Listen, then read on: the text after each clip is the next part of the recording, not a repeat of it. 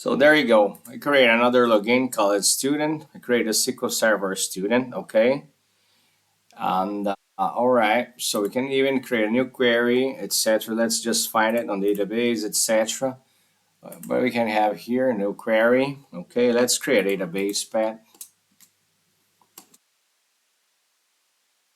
All right, probably there's a play. Oh, there's execute here. Okay,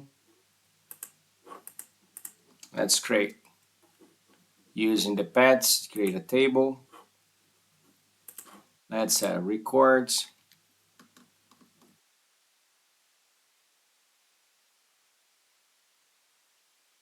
And let's run the query over that. There we go.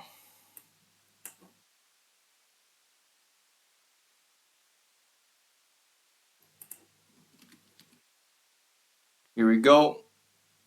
You can even close the RDP connection, and this is what I would like to share. Sorry for that, some mistakes we did in the beginning, but it's what I would like to share. I'm gonna minimize even this guy.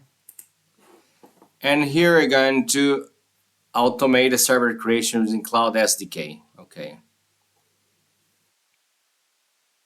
Yeah, here let's create an instance. Let's call it DB server.